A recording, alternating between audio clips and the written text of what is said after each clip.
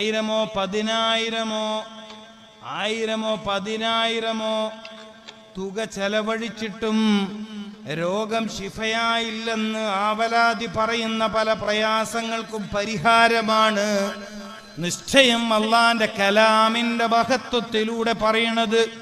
അപ്പൊ പ്രഷർ കൂടുന്നത് പലർക്കും മരുന്ന് കഴിച്ചിട്ടും പ്രഷർ കൺട്രോൾ ആവാത്തത് ഒന്ന് കേട്ടോളി, ശ്രദ്ധിച്ചോളി. പ്രഷർ ശരിക്കും കൺട്രോളായി വരാത്തതിന്റെ കാരണം ഒന്ന് ബേജാറാണ്. തൊട്ടേനും എടുത്തേനും ബേജാറ്, വേവലാതി എന്ന് പറയില്ലേ, വെറുതെ പേടി.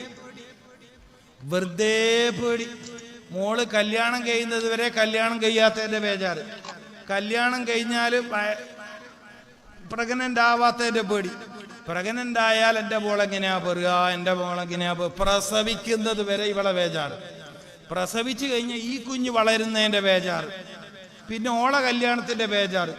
സബ്ജക്റ്റ് എപ്പോഴും ഉണ്ടാവും. നമ്മളെ സ്ത്രീകളെ കാര്യമാണ് പറയുന്നത്, മനസ്സിലാക്കണം.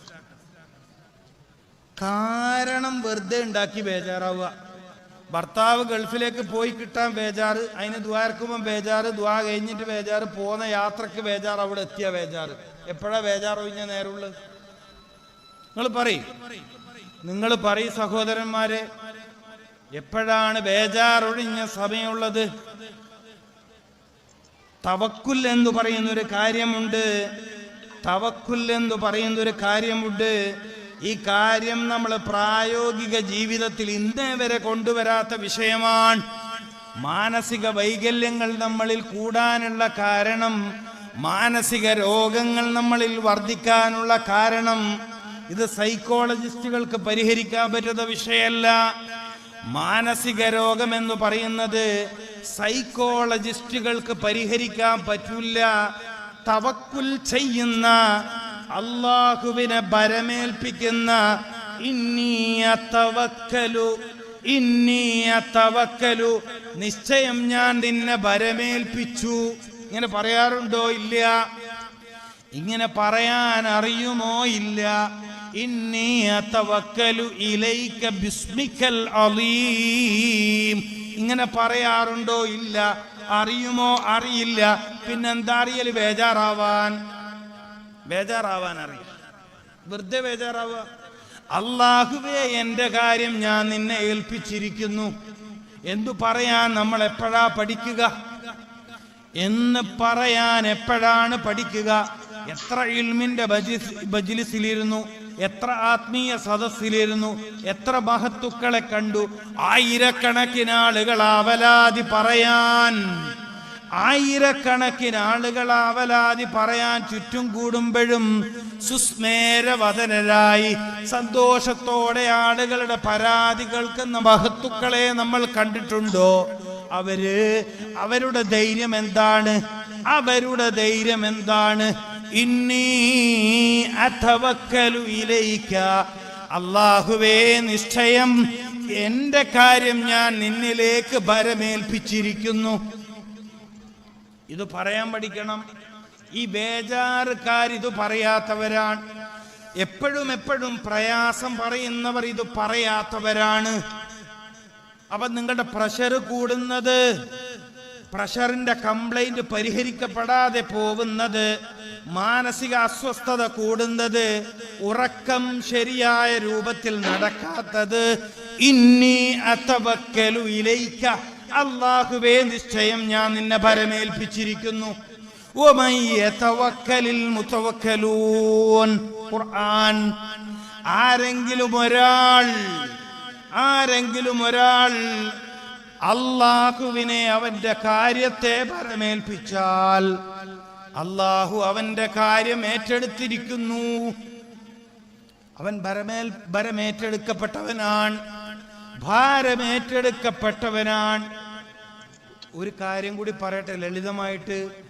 നമ്മളിൽ പലരും വിചാരിക്കുന്നത്, എല്ലാവരും ഒന്ന് ഇവിടെ ശ്രദ്ധിക്കും. നമ്മളിൽ പലരും വിചാരിക്കുന്നത് അവനവന്റെ കാര്യം അവനവൻ തന്നെയാണ് നടത്തുന്നത്, ഞാനാണ് എൻ്റെ കാര്യം നടത്തുന്നത്. മനസ്സിലായിട്ടില്ല? ഞാനാണ് എൻ്റെ കാര്യം നടത്തുന്നത്. മനസ്സിലായിട്ടില്ല നിങ്ങൾക്ക്? എൻ്റെ എല്ലാ കാര്യവും ഞാൻ തന്നെയാണ് നടത്തുന്നത്. എൻ്റെ കഴിവ് കൊണ്ടാണ് എൻ്റെ എല്ലാ കാര്യവും നടന്നു പോകുന്നത്. ഇത് അപകടമാണ്.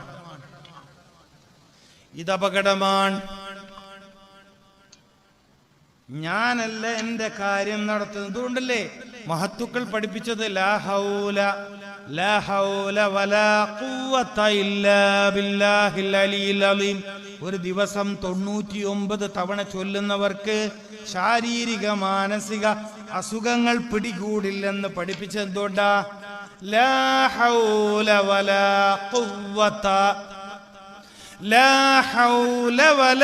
ഖുവത ഇല്ലാ ബില്ലാഹിൽ അലിയിൽ അലീം. എത്ര എളുപ്പമുള്ള ദിക്റാണ്. മനസ്സിനെ ശാന്തമാക്കുന്ന ദിക്റ് ഹൃദയത്തിന്റെ പ്രവർത്തനത്തെ, റിതം ഓഫ് ഹാർട്ട്, ഹൃദയത്തിന്റെ താളം, റിതം ഓഫ് ഹാർട്ട്, ഹൃദയത്തിന്റെ താളത്തെ കൃത്യമാക്കുന്ന ദുആ ലാ ഹൗല വലാ ഖുവത. ഇത് അറിയാമായിരുന്നു. എന്നിട്ട് എന്തേ? ഇല്ല, ഞങ്ങൾ പിന്നെ കോഴിക്കോട്ടേക്ക് പോയി, അവിടുത്തെ മംഗലാപുരത്ത് പോയി, പിന്നെ മദ്രാസിൽ ആരോട് എന്നിട്ട് അവിടെയും പോയി. ശരിയായോ? ഒന്നും ശരിയായിട്ടില്ല. വല്ലതും ശരിയാവോ? ഒന്നും ശരിയാവാനും പോകുന്നില്ല. കാരണം അനുഭവത്തിൽ ഇന്നേ വരെ ഒന്നും ശരിയായതായിട്ട് അനുഭവത്തിലില്ല. രോഗം ഒന്നല്ലേ തുടങ്ങിയത്? എൻ്റെ മുഅ്മിനീങ്ങളെ, എൻ്റെ അടുത്ത ചോദ്യം വന്നിരിക്കുന്നു. നിങ്ങൾക്ക് രോഗം ഒന്നല്ലേ തുടങ്ങിയത്? ഇപ്പൊ എത്ര രോഗമുണ്ട്? തുടക്കത്തിൽ ഒറ്റ രോഗമായിരുന്നു. നിങ്ങൾ വിചാരിച്ചത് ഇത് ഡോക്ടർ ശരിയാക്കി തരുമെന്താണ്? അല്ലാന്ന് പറയും. നിങ്ങളിൽ പലർക്കും തുടക്കത്തിൽ ഒരു രോഗമായിരുന്നു. നിങ്ങളുടെ വിശ്വാസം ഡോക്ടർ ശരിപ്പെടുത്തുമെന്നായിരുന്നു. എന്നിട്ടോ 5 കൊല്ലത്തോളം അയാളുടെ പിറകെ കൂടി. ഇപ്പൊ അത്ര സൂക്കേട്? അത്രയൊന്നുമില്ല, ഒരു 9ഓളം സൂക്കേടായി ഉണ്ട്. നിങ്ങൾ എണ്ണിക്കോളൂ. രോഗം തുടങ്ങിയ കാലഘട്ടം ഓർമ്മിച്ചു കൊള്ളുക. ഷുഗറായിരുന്നു തുടക്കം. എന്തോ ഒരു വിഷയം വന്നിട്ട് ഭയങ്കര മൂത്രമൊഴിച്ചുകൊണ്ടിരിക്കുക, തൊണ്ട ഇങ്ങനെ വറ്റി വരളുക, വല്ലാത്തൊരു വെപ്രാളം. അവസാനം ഡോക്ടറെ കാണിച്ചപ്പോൾ ഒന്ന് ഷുഗർ നോക്കിക്കാളി എന്ന് പറഞ്ഞു. നോക്കുമ്പോഴത്തേക്ക് 450 കഴിഞ്ഞു. നല്ല ഡോക്ടറാണെങ്കിൽ എന്ത് പറയും? ഒന്ന് ഭക്ഷണം കൺട്രോൾ ചെയ്യും, മരുന്നിപ്പം തുടങ്ങണ്ട, ഒരു 10 ദിവസം ഭക്ഷണം കറക്റ്റ് കൺട്രോൾ ചെയ്യാൻ പറയും. നല്ലൊരു മനുഷ്യപ്പറ്റുള്ള ഡോക്ടറാണെങ്കിൽ. കുറച്ച് കച്ചവട താല്പര്യമുള്ള ആളാണെങ്കിലോ ഇനി ഒരൽപ്പം പോലും വിധിച്ചൂടാ, പെട്ടെന്ന് ഇൻസുലിൻ വെക്കണം.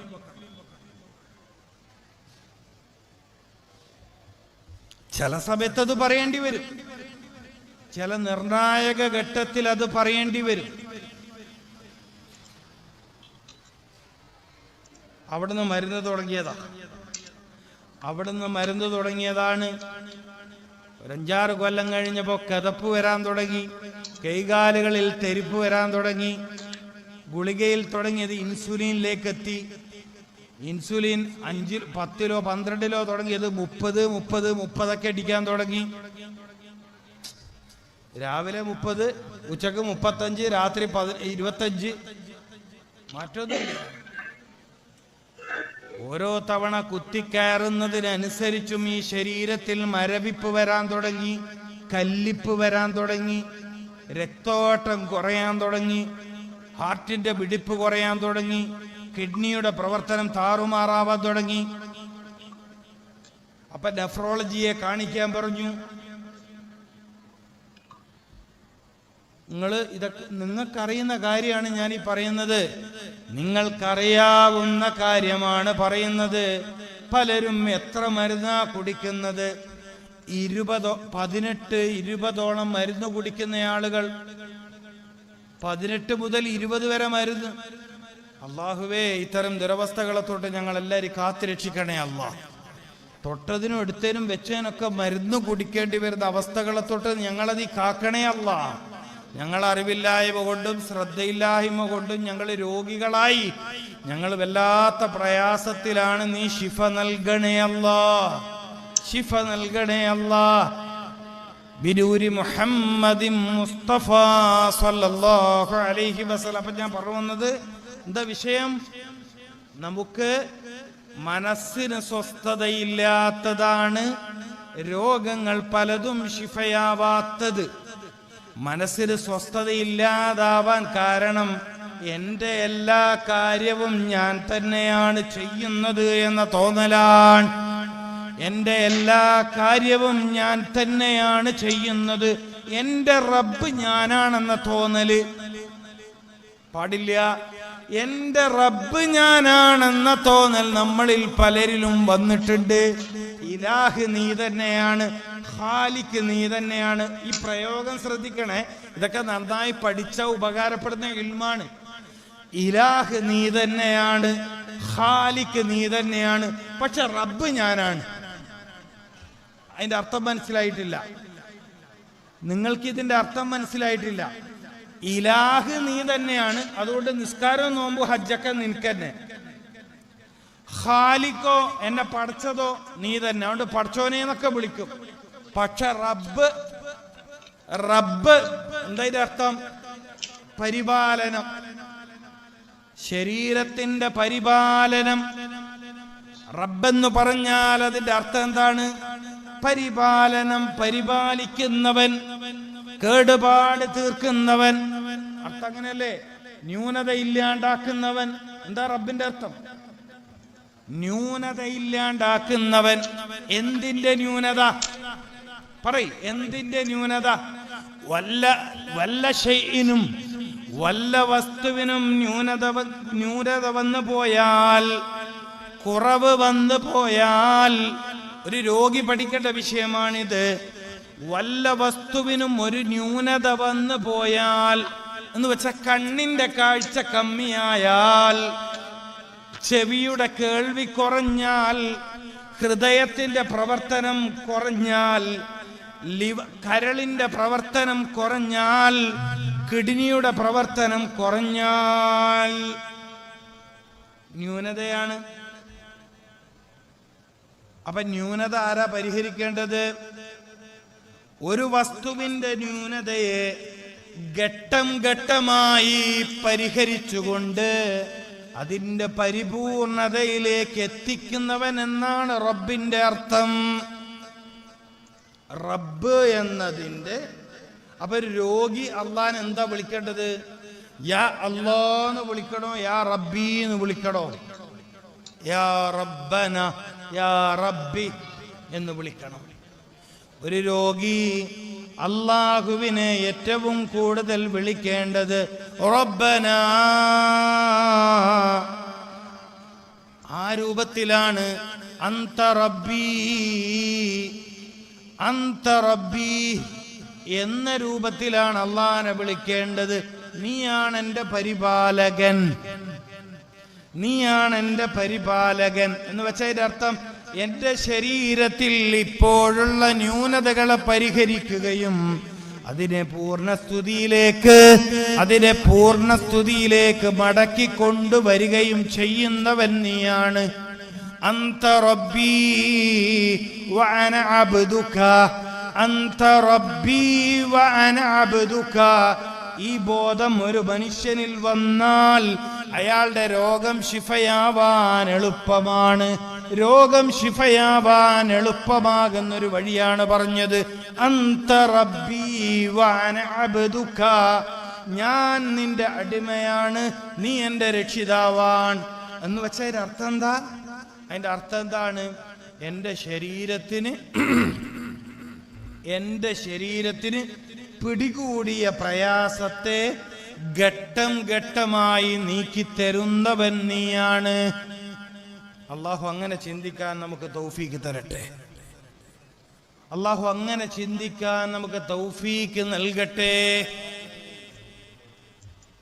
രോഗം മാറുമോ എന്ന ബേജാർ എന്തുകൊണ്ടാ വരുന്നത്? നമ്മൾ ഇന്ന് കൂടുതലും ചർച്ച ചെയ്യുന്ന ബേജാറിനെ കുറിച്ചാണല്ലോ. ബേജാറ് കൂടുന്നതാണല്ലോ പലർക്കും രോഗം ശിഫയാവാൻ വൈകുന്നത്. ഒരു രോഗിക്ക് പാടില്ലാത്തൊരു കാര്യം എന്താണ്? തനിക്ക് പിടികൂടിയ രോഗത്തിന്റെ പേരിൽ ബേജാറ് പാടില്ല. എന്താ അങ്ങനെ പറയാൻ കാരണം?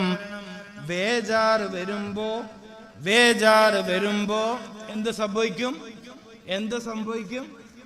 രോഗം വർദ്ധിക്കും പ്രിയപ്പെട്ടവരെ. ബേജാറ് വരുമ്പോ രോഗം വർദ്ധിക്കും പ്രിയപ്പെട്ടവരെ. നമ്മുടെ പരിപാടിയുടെ വിജയത്തിന് വേണ്ടിയിട്ട് സംഭാവനക്ക് വേണ്ടി വരുന്നുണ്ട്. അത് പൊതുവായൊരു പിരിവാണ്, കാര്യമായ പിരിവ് എന്നുള്ള നിലക്ക് ഇത്രയും മഹത്തായൊരു മജ്ലിസാണ്. ഇൽമ പറയുന്നതാണ്, ജീവിതത്തിൽ നമ്മുടെ ആയുസ്സിനും ആഫിയത്തിനും ബർക്കത്ത് കിട്ടിയ സദസ്സാണിത്.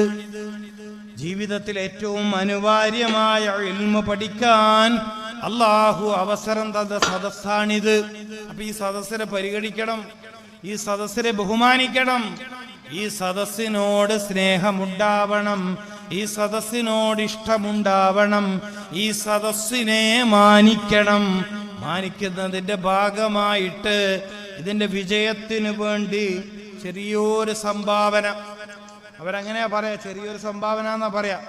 നമുക്ക് മനസ്സിന് സംതൃപ്തമാകുന്ന രൂപത്തിൽ അതിലെല്ലാവരും ഹദിയ കൊടുക്കണം. അള്ളാഹു ബർക്കത്ത് ചെയ്യട്ടെ. മുബാറക്കായ ശഅബാ മാസത്തിൽ അള്ളാഹു നമ്മൾ ചെയ്യുന്ന എല്ലാ കാര്യത്തിലും അള്ളാഹു ബർക്കത്ത് പ്രദാനം ചെയ്യട്ടെ. അള്ളാഹുവേ ഞങ്ങളുടെ ഈമാനിലും ഇൽമിലും ആഫിയത്തിലും ഞങ്ങളുടെ കച്ചവടത്തിലും ഞങ്ങളുടെ യാത്രയിലും വീട്ടിലും മസ്ജിദിലും മദ്രസയിലും സർവ്വ മുആമലാത്തിലും നീ ബർക്കത്ത് ചൊരിയണേ അല്ലാ. ഈ സദസ്സിന്റെ ആമീൻ പരിഗണിച്ച് ബർക്കത്ത് ചെയ്യണേ അല്ലാ. അള്ളാഹുവേ നിന്റെ ഈ ഉമ്മത്തിന്റെ ഇസ്സത്തിന് വേണ്ടി ഹബീബായ റസൂലുള്ളാഹി സ്വല്ലല്ലാഹു അലൈഹി വസല്ലമ തങ്ങളുടെ പേരും പെരുമയും സൃഷ്ടിക്കുന്നതിനു വേണ്ടി ഞങ്ങൾ തുടങ്ങി വെച്ച സംരംഭങ്ങളെ നീ വിജയിപ്പിക്കണേ അല്ലാ. നീ വിജയിപ്പിക്കണേ അല്ലാ. നീ നിലനിർത്തണേ അല്ലാ. നീ ഉത്തരോത്തരം നീ അതിനെ വളർത്തിത്തരണേ തമ്പുരാനെ. ഫിത്തര ഫസാദുകളിൽ നിന്ന്, ഷർറുകളിൽ നിന്ന്, ഹസദിൽ നിന്ന്, സിഹറിൽ നിന്ന്, കണ്ണിൽ നിന്ന് നീ ആ സംരംഭങ്ങളെ നീ കാത്തു രക്ഷിക്കണേ അല്ലാ. ഇത്രയും മോമിനിങ്ങളുടെ ആമീൻ നീ സ്വീകരിക്കണേ തമ്പുരാനെ. ബിജാഹി മുഹമ്മദ് മുസ്തഫ. എന്താ പറഞ്ഞത്? മനസ്സമാധാനമാണ് രോഗശാന്തിക്ക് ഏറ്റവും പ്രധാനമായി വേണ്ടത്. രോഗിക്ക് പാടില്ലാത്തൊരു കാര്യം ബേജാറാണ്. ബേജാറുണ്ടാകുമ്പോൾ രോഗം വർദ്ധിക്കും പ്രിയപ്പെട്ടവരെ. രോഗം വർദ്ധിക്കാൻ കാരണമാകും മനസ്സിന്റെ സമാധാനം നഷ്ടപ്പെടുമ്പോ. അതുകൊണ്ട് വീട്ടിൽ രോഗികളായ മനുഷ്യന്മാരെ നിങ്ങൾ ബേജാറിലാക്കരുത്. രോഗം പിടികൂടിയ ആളുകളെ എപ്പോഴും സന്തോഷിപ്പിക്കണം. അതുകൊണ്ടല്ലേ രോഗികളെ സന്ദർശിക്കൽ സുന്നത്താണെന്ന് മുഹമ്മദുർ റസൂൽ. ഒരു സത്യവിശ്വാസിയുടെ 6 ബാധ്യതകൾ പറഞ്ഞപ്പോ, 6 ഹക്കുകൾ എണ്ണി പറഞ്ഞപ്പോ രോഗികളെ സന്ദർശിക്കാൻ പറഞ്ഞത് ഇതിന്റെ പേരിലാണ്. രോഗിക്ക് സന്തോഷം നൽകുക എന്നതാണ് കാരണം. രോഗിക്ക് സന്തോഷം നൽകണം, അയാൾക്ക് സമാധാനം നൽകണം, അയാളുടെ കരം പിടിച്ച് തടവണം. അസ്അലുല്ലാഹൽ അലീം റബ്ബിൽ അർശിൽ അലീം.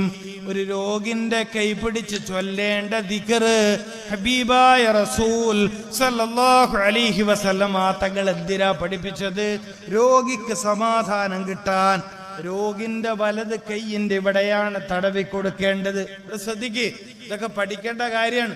വെറുതെ ഓറഞ്ചും വാങ്ങി വർത്താനം പറഞ്ഞ് രോഗിനെ പേടിപ്പിച്ച് വരരുത്. മനസ്സിലായില്ലേ? രോഗിനെ കാണാൻ പോവും, നല്ല കാര്യമാണ്, സുന്നത്തായ കാര്യമാണ്. ഓറഞ്ച് കൊണ്ടുപോകുന്നതും മധുരം കൊണ്ടുപോകുന്നത്, പഴം കൊണ്ടുപോകുന്നത്, ഹദിയ കൊണ്ടുപോകുന്നത് നല്ല കാര്യമാണ്. അവന്റെ ശരീരത്തിന് ആരോഗ്യം നൽകുന്ന കാര്യമാണ്. പക്ഷെ ചിലയാളെങ്കിലും രോഗികളെ ബേജാറാക്കി തിരിച്ചു വരാറുണ്ട്. സൂക്ഷിക്കണേ. എന്തിനാ നിങ്ങളത് പറയണ്? നിങ്ങളെന്തിനാ പറയണ്? നെറ്റി ചൊളിച്ചിട്ട് സൂക്ഷിക്കണേ, ഇത് ഭയങ്കര കടുപ്പാണ്. എന്ത് മനുഷ്യന്മാരെ നിങ്ങൾ! എത്ര ആളങ്ങനെ ചെയ്യുന്നു? നിങ്ങളെന്തിനാ പറയണ്? നിങ്ങളെന്താ പറയേണ്ടത്? അസ്സലാമു അലൈക്കും വറഹ്മത്തുള്ളാഹി വബറകാത്തു പറഞ്ഞു. അസ്അലുല്ലാഹൽ അദീം റബ്ബിൽ അർശിൽ അദീം അൻ യശ്ഫീക്. ഇത് ഹബീബായ റസൂൽ, ഇത് ഹബീബായ റസൂൽ സല്ലല്ലാഹു അലൈഹി. ആരോടാ ദ്വാരക്കണം? അസ്അലുല്ലാഹൽ അലീം റബ്ബിൽ അർശിൽ അലീം. അവിടെ റബ്ബ് വന്നു. റബ്ബിൽ അർശിൽ അലീം. നിങ്ങളുടെ സന്ദർശനം കാരണം, നിങ്ങളുടെ സന്ദർശനം കാരണം ഈ മനുഷ്യന്റെ രോഗത്തിന്റെ ശിഫ അല്ലാഹു തീരുമാനിക്കുകയാണ്. അല്ലാഹു കബൂൽ ചെയ്യട്ടെ. അതിനാണ് രോഗികളെ സന്ദർശിക്കണം എന്ന് പറയുന്നത്. പക്ഷെ പലരും എടങ്ങേറുണ്ടാക്കലാണ് പതിവ്. ചില ആള് സൂക്കേടുള്ള ആളെ കാണാൻ പോകും, 1 മണിക്കൂറിൽ ഇരുന്നാളി. പാടില്ല, പാടില്ല. രോഗികളെ കാണാൻ പോയാൽ പെട്ടെന്ന് മടങ്ങണം. ഇനി അവര് പറയണം, നീ കുറച്ചേരം ഇവിടെ ഇരിക്ക്, നീ ഇരിക്കുമ്പോ ഒരു സമാധാനാണ്, എന്നാ ഇരുന്ന് കൊടുക്കാം. എന്നാൽ ഇരുന്ന് കൊടുക്കാം, അല്ലാതെ രോഗിന്റെ അടുത്ത് കൂടുതൽ സമയം തങ്ങരുത്, രോഗിന്റെ അടുത്ത് കൂടുതൽ സമയം താമസിക്കരുത്. അത് ഒറ്റപ്പെടുത്താനല്ല, രോഗിക്കതാണ് റാഹത്ത്. നിങ്ങൾക്കും ചിലപ്പോൾ അത് ഗുണമായി തീരും. നിങ്ങൾക്കും ചിലപ്പോൾ അത് ഗുണമായി തീരും. നാവ് സൂക്ഷിക്കണം ദയവ് ചെയ്തിട്ട്. പ്രത്യേകിച്ചും പെണ്ണുങ്ങന്മാരോടാ പറയാനുള്ളത്. പ്രത്യേകിച്ചും പെണ്ണുങ്ങന്മാരോട് പറയാണ്ടിരിക്കില്ല. ചെറുപ്പക്കാർത്തികളെല്ലാം കാണാൻ പോയ ബേജാറാക്കിയിട്ടല്ലാണ്ട് ഒരൊറ്റൊന്നും നടക്കൂല. ഗർഭിണികളെ കാണാൻ പോവല്ലേ ഈ പെണ്ണുങ്ങന്മാർ. ഗർഭിണികളെ കാണാൻ പോയാൽ ബേജാറാക്കിയിട്ടല്ലാതെ ഈ പെൺസംഘം മടങ്ങൂല. അല്ലാന്ന് പറയട്ട്, അല്ലാന്ന് പറയട്ട്. ഔ, നീ എന്തൊരു ഭാഗ്യവതിയാണ്, നീ എന്തൊരു ഭാഗ്യവതിയാണെന്ന് ഗർഭിണിയോട് പറഞ്ഞ ഏതൊന്നും പെണ്ണുങ്ങൾ ഈ സഹസിലിരിക്കുന്നുണ്ടോ? ഉണ്ടോ? നിങ്ങൾ നോക്കി ചോദിച്ചു നോക്കി.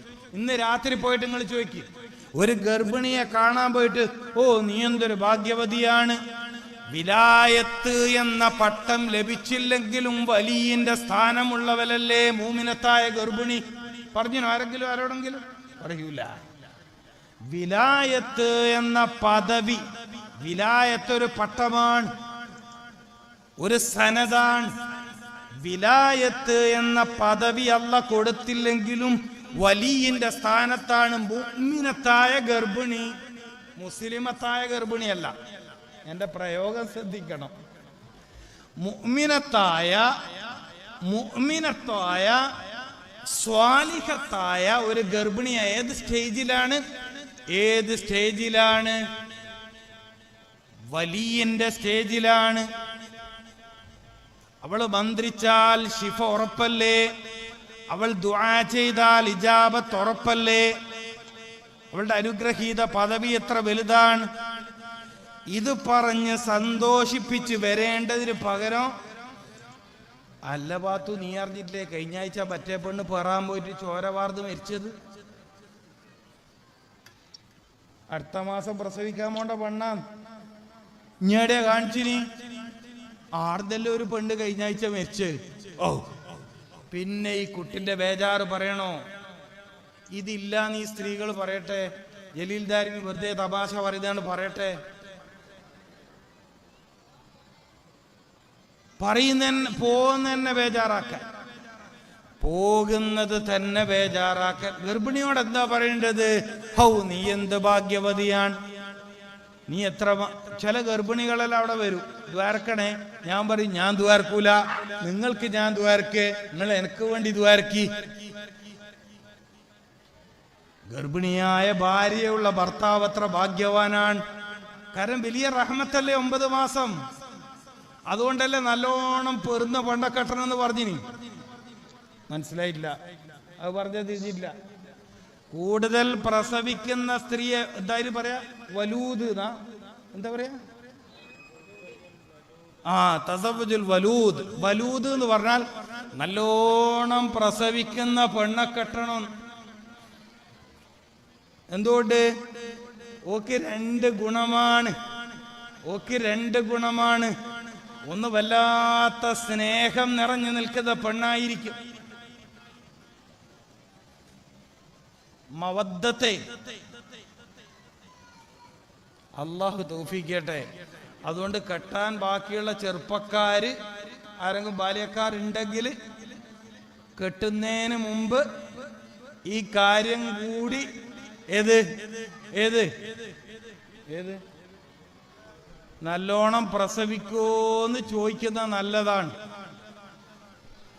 എന്നാ പെണ്ണ കിട്ടിയെന്നെ, എന്നാ പിന്നെ പെണ്ണ കിട്ടിയെന്നെ. അപ്പുറം ബബുള്ളർക്ക് തോന്നുന്നുണ്ട് ഉസ്താദിന് ഇത് പറയല്ലേ വേണ്ടു അല്ലേ? ഇതിന്റെ അടങ്ങാറ് വെച്ച് ഞമ്മയല്ലേ സഹിക്കേണ്ടത്? ജീവിതത്തിൽ ഒരു പെൺകുട്ടി ഏറ്റവും അനുഗ്രഹീതമാവുന്നത് ഗർഭകാലത്താണ്. ഇതിൻ്റെ എല്ലാം മഹത്വവും ഇതിന്റെ ഗുണവും അറിഞ്ഞാല്, ഇതിന്റെ മഹത്വവും ഇതിന്റെ ഗുണവും അറിഞ്ഞാല് പിന്നെ സ്ത്രീകൾ പ്രസവിക്കാതിരിക്കാൻ വിടൂല, പ്രസവം നിർത്താനൊന്നും വിടൂല.